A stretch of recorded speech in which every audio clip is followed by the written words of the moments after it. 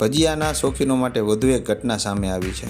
ફરી એકવાર સામે આવી છે લોલમ લોલ અને બેદરકારીનો પર્દાફાશ થયો છે. જો તમે ભજીયા ખાવાના શોખીન હોવ તો ચેતી જજો, તમને બીમાર પાડી શકે છે.